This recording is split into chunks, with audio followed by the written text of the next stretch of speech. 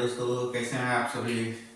कल हम लोगों ने प्राचीन इतिहास में भारतीय प्राचीन इतिहास के अध्ययन के स्रोतों के बारे में पढ़ा था। और आपको मैंने बताया था कि प्राचीन भारतीय इतिहास को जानने के मुख्यतः दो स्रोत हैं। पहला है पुरातात्विक स्रोत और दूसरा जो है आपका साहित्यिक स्रोत। तो आइए देख, कल तो हम लोगों ने पुरातात्विक स्रोत के बारे में पढ़ा। आज हम लोग सभी साहित्यिक स्रोत के बारे में जानकारी लेंगे। आइए देखते हैं साहित्यिक स्रोत के बारे में।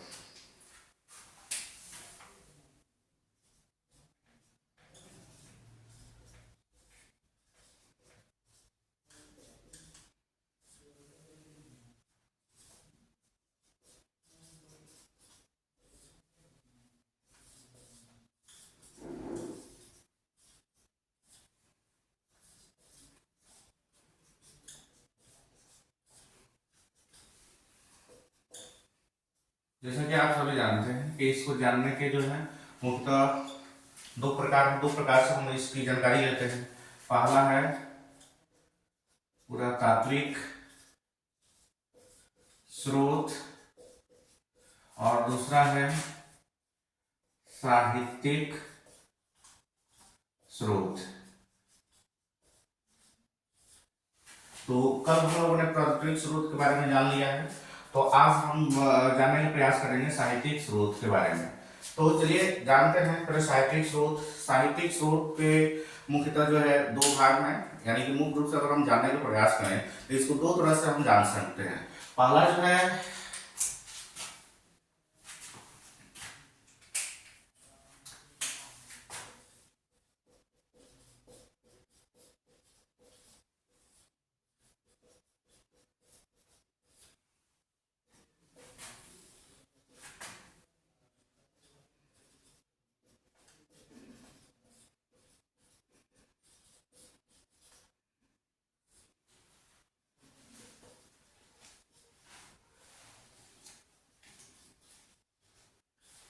यानी कि हम साहित्यिक स्रोत को हम दो प्रकार से जाने दो रूप से अब जानने का प्रयास करेंगे।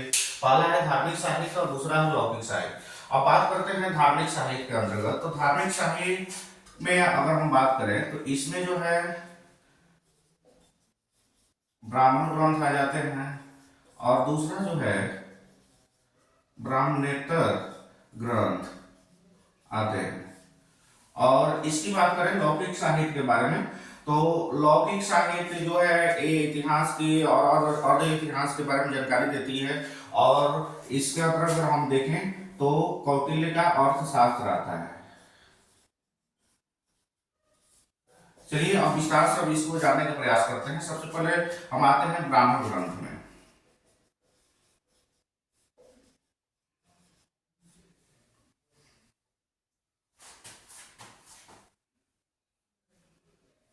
ब्राह्मण ग्रंथ है साहित्य। इसमें हम देखेंगे सबसे पहले हम जानकारी लेंगे वेद के बारे में।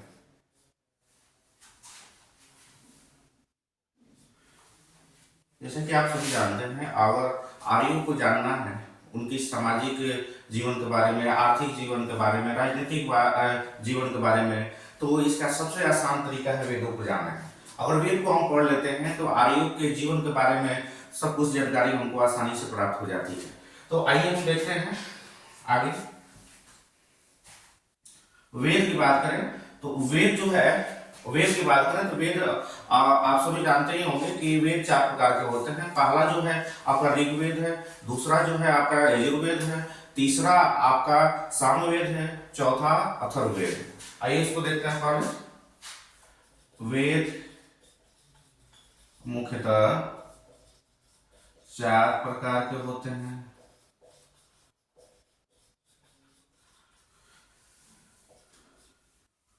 पहला है ऋग्वेद। पहला हम बात करते हैं ऋग्वेद, दूसरा है सामवेद, तीसरा दूसरा है यजुर्वेद, तीसरा है सामवेद और चौथा है अथर्ववेद। यानी बात करते हैं वेद। वेद मुख्यतः 4 प्रकार के होते हैं। पहला आपका ऋग्वेद हो गया, दूसरा यजुर्वेद हो गया, तीसरा सामवेद और चौथा जो है अथर्ववेद है। तो आइए सबसे पहले हम ऋग्वेद के बारे में जानकारी लेते हैं।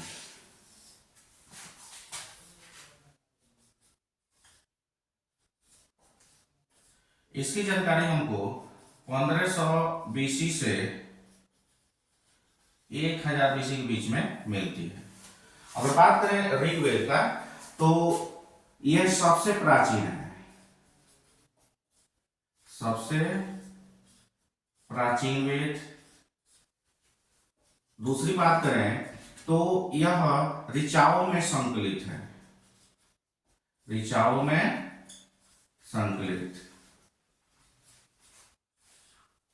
तीसरी बात करें तो इसमें 10 मंडल हैं, 1028 सूक्त हैं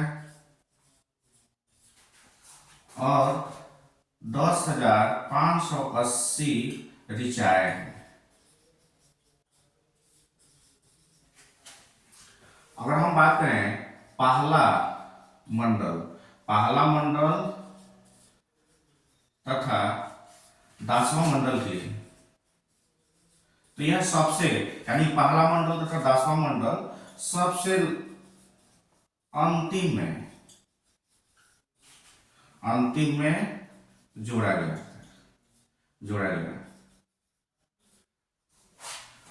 अगला बात करते हैं ऋग्वेद के बारे में। तो तीसरा मंडल में सूर्य देवता सविता के बारे में वर्णन है, जो कि गायत्री मंत्र का भी उल्लेख जो है का भी इसी में मिलता है। अगला बात करते हैं ऋग्वेद के बारे में। तो 9वां मंडल सोम तथा 10वां मंडल चतुर्वर्ण समाज की जानकारी देता है।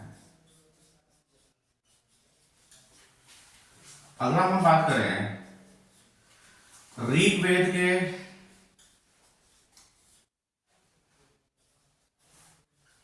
ब्राह्मण ग्रंथ की, तो इसके ब्राह्मण ग्रंथ ऐत्रेय तथा कौशितकी है। यानी पहला आपका ऐत्रेय हो गया, ऐत्रेय, और दूसरा हो गया आपका कौशितकी। यानी और इसके यानी कि ऋग्वेद को पढ़ने वाले को होत नाम से जाना जाता है। तो आप सभी ने ऋग्वेद के बारे में देखा, यानी कि इसकी जानकारी हमको 1500 बीसी से लेकर के 1000 बीसी के बीच में मिलती है। सबसे अगर ये ऋग्वेद के बारे में बात करें तो ये सबसे प्राचीन वेद है और यह ऋचाओं में संकलित है। और मंडल की बात करें तो इसमें 10 मंडल हैं, 1028 सूक्त हैं, 10,580 ऋचाएं हैं। और इस अगला बात करें तो पहला मंडल तथा 10वां मंडल सबसे अंतिम में इसमें जोड़ा गया। तीसरा जो मंडल है सूर्य देवता सविता के बारे में वर्णन है और ये जो है गायत्री मंत्र से भी संबंधित है। और 9वां मंडल और सोम तथा 10वां मंडल चतुर्वर्ण समाज की जानकारी भी हमें प्राप्त कराती है। और बात करें ऋग्वेद के ब्राह्मण ग्रंथ की, तो पहला है ऐत्रेय और दूसरा है कौशितकी। और इस ऋग्वेद को पढ़ने वालों को होत नाम से जाना जाता है, यानी कि होत नाम से जाना जाता है। चलिए आप लोग उतारना हो तो उतार सकते हैं।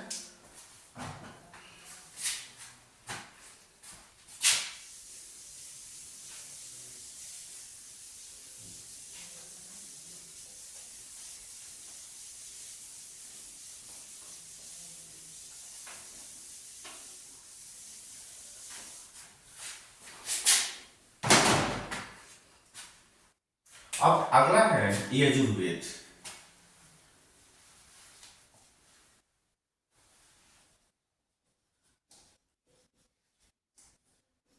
यजुर्वेद, इसके बारे में अगर हम बात करें तो यह कर्म कांडीय नाम से भी जाना जाता है।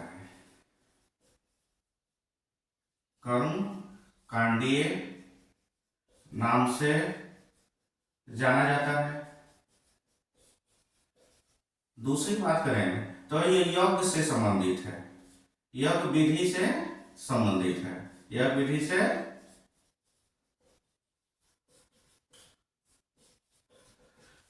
तीसरी इसके बारे में बात करें तो यजुर्वेद के मुख्यतः दो भाग हैं। यजुर्वेद के मुख्यतः दो भाग हैं। पहला बात करें तो पहला हो गया शुक्ल यजुर्वेद, और दूसरी की बात करें तो दूसरा आपका हो गया कृष्ण यजुर्वेद।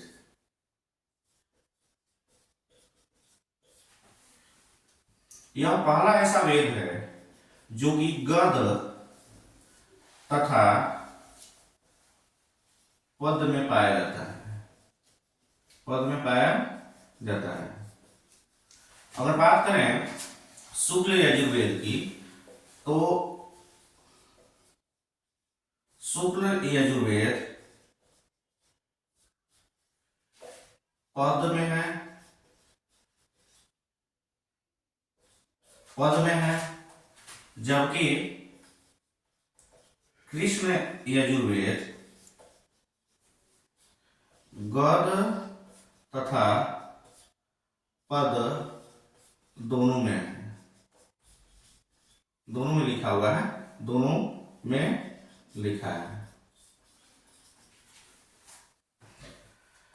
और अगला बात करें तो ये यजुर्वेद को पढ़ने वाले को अधर वरयु के नाम से भी जाना जाता है, यानी कि इस यजुर्वेद को पढ़ने वाले को अधर वरयु के नाम से भी जाना जाता है। अगर हम बात करें इसके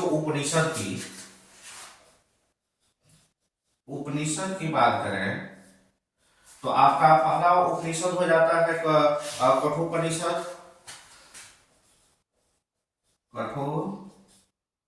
कठोपनिषद, दूसरा हो गया ईशोपनिषद।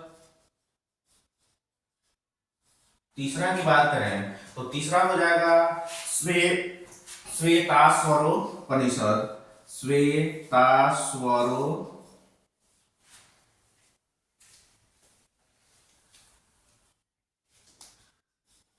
उपनिषद। और चौथा की बात करें तो चौथा है आपका मैत्रायणी।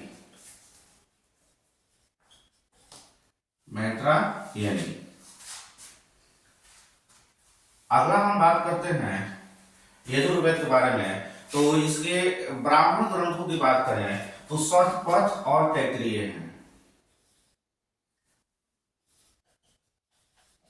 ब्राह्मण ग्रंथ शतपथ तथा तैत्तिरीय है, शतपथ तथा तैत्तिरीय है। तो आपने देखा यजुर्वेद के बारे में, यजुर्वेद को कर्म कांडीय नाम से भी जाना जाता है।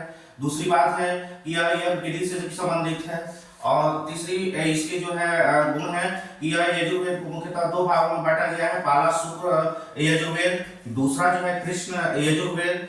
यह पहला ऐसा वेद है कि जो कि गद तथा पद दोनों में पाया जाता है, और शुक्ल यजुर्वेद की बात करें तो केवल पद में है, और कृष्ण यजुर्वेद की बात करें तो यह गद तथा पद दोनों में पाया जाता है।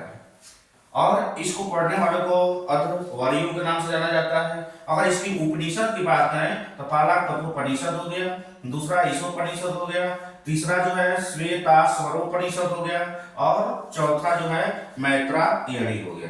और ब्राह्मण ग्रंथ की बात करें तो पहला हो गया शतपथ ब्राह्मण, और दूसरा जो हो गया आपका तैत्तिरीय हो गया। इसको उतारना हो तो आप लोग उतार सकते हैं।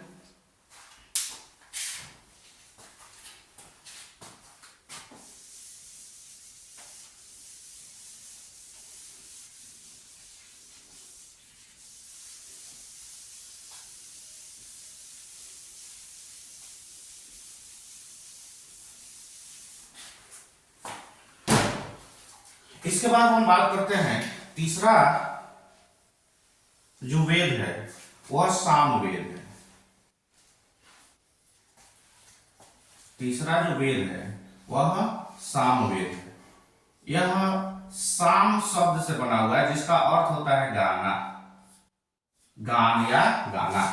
ठीक है।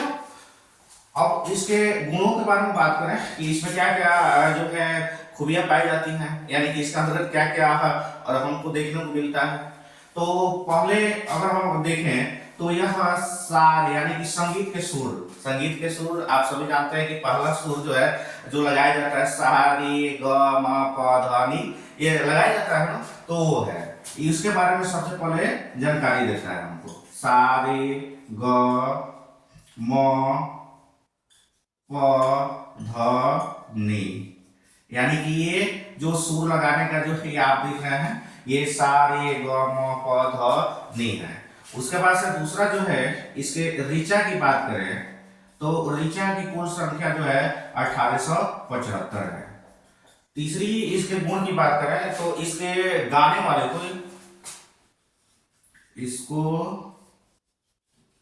गाने वाले को उद्गाता के नाम से जाना जाता है।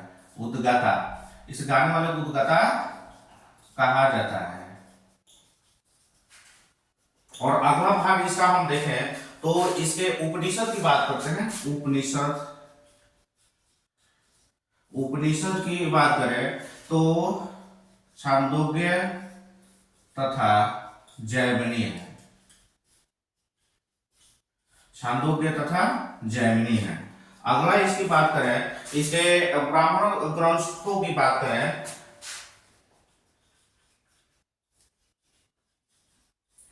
तो पंचवीस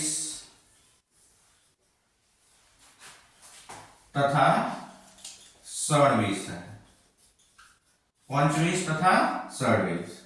तो हम लोग सामवेद के बारे में जानकारी ले रहे थे, क्योंकि ये सामवेद जो है जैसे कि यजुर्वेद में हमने देखा कि ये यज्ञ विधि से संबंधित है। यज्ञ के जो मंत्र पढ़े जाते थे तो वो संगीतमय रूप में भी पढ़े जाते थे, तो इस संगीतमय रूप में उसको ढाल दिया गया था। और उसके जो आप जानते हैं सुर लगाने के लिए सा रे ग म प ध नि का प्रयोग किया जाता है। और दूसरी बात कर रहे हैं ऋचा की, तो इसमें ऋचा जो है 1875 है और इसको गाने वाले को उद्गाता के नाम से जाना जाता है। और इसके उपनिषद की बात करें तो छांदोग्य तथा जैमिनी है। ब्राह्मण ग्रंथों की बात करें तो पंचवीस तथा षड्वीस है। अब अगला हमारा भाग है, अगला भाग है चौथा,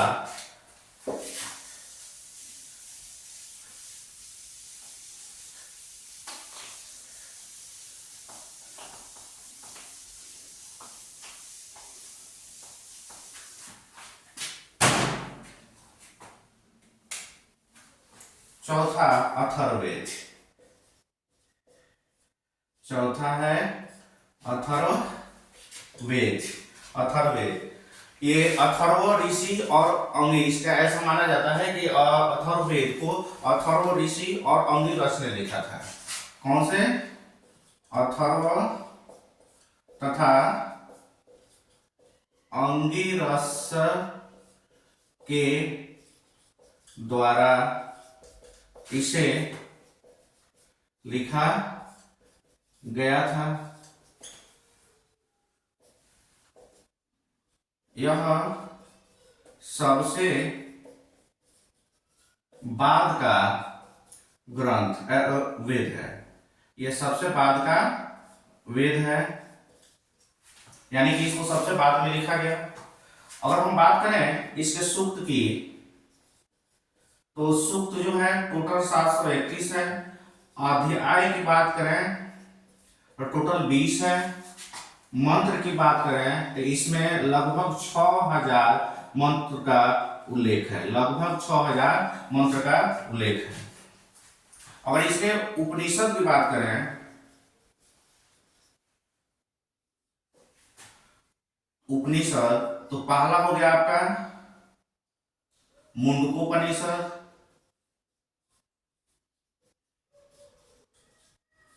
और दूसरा जो होता है प्रश्नोपनिषद।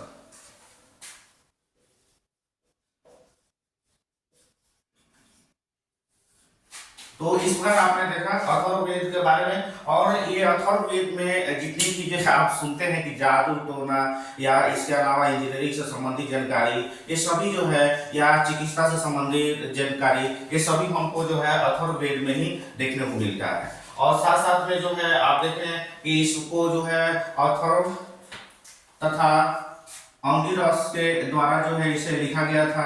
यह सबसे बाद का वेद है। और इसमें सूक्त की बात करें तो 731 है, अध्याय की बात करें तो 20 है, मंत्र की बात करें तो टोटल जो है 6000 है। अगर उपनिषद, इसके उपनिषद की बात करें तो मुंडकोपनिषद तथा प्रश्नोपनिषद है। अब बात करते हैं आगे।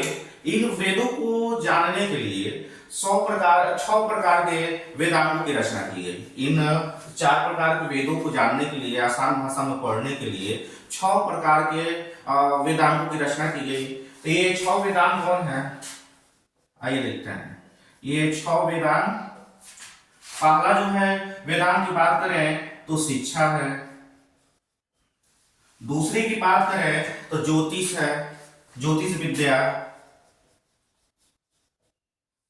तीसरी की बात करें तो आपका कल्प है।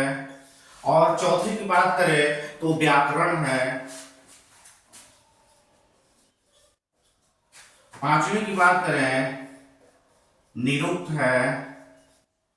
और छठे की बात करें तो ये छंद है। ये जो है वेदांत को, या यही ये 6 वेदांत हैं जो कि ये चारों प्रकार के ये वेदों को पढ़ने में हमको आसान भाषा सिखाते हैं। यानी पहला हो गया शिक्षा, दूसरा जो है ज्योतिष विद्या, तीसरा कल्प, चौथा व्याकरण, पांचवा निरुक्त, छठा आपका जो है छंद आता है।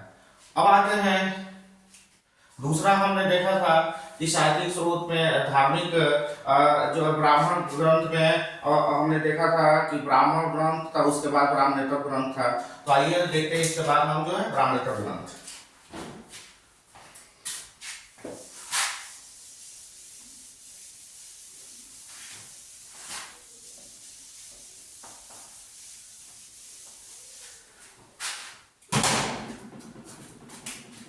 या ब्राह्मणेतर साहित्य।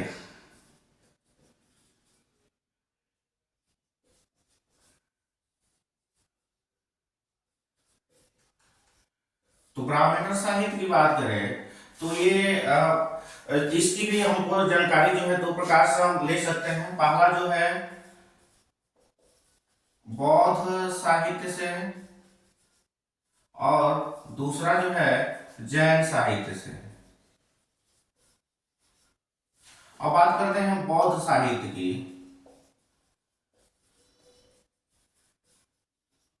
अब हम बात करते हैं बौद्ध साहित्य की। तो आप सभी जानते हैं कि महात्मा बुद्ध के शिक्षाओं का वर्णन जो है त्रिपिटक में है। और इस त्रिपिटक को पाली भाषा में लिखा गया है, पाली भाषा में लिखा गया है। और बाद में ये जो है ये त्रिपिटक ही 3 भागों में बट गया, जो कि पहला है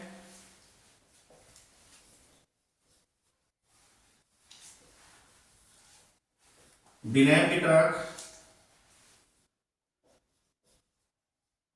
दूसरा है आपका सुत पिटक,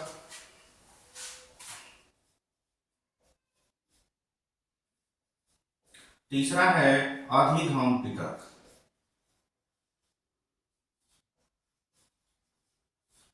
तो इस प्रकार से बहुत साहित्य के बारे में हमको जानकारी या देखते हैं कि त्रिपिटक से मिलती है।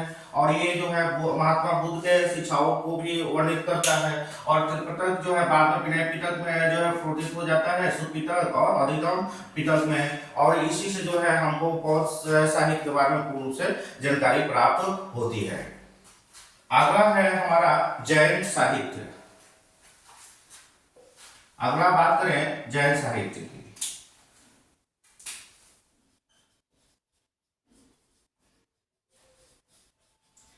इसको जैन साहित्य को आगम के नाम से भी जाना जाता है। आगम के नाम से जाना जाता है। दूसरी इसकी बात करें तो जैन ग्रंथों, जैसे कि जैन धर्म के बारे में अगर हम पूर्ण रूप से जानकारी अगर हम प्राप्त करते हैं तो उसमें जो है जैन ग्रंथों का अहम भूमिका होती है। ये जैन ग्रंथ हैं परिशिष्ट वर्णन, परिशिष्ट पर्वन, परिशिष्ट पर्वन। दूसरी की बात करें तो आपका आता है भद्र बाहु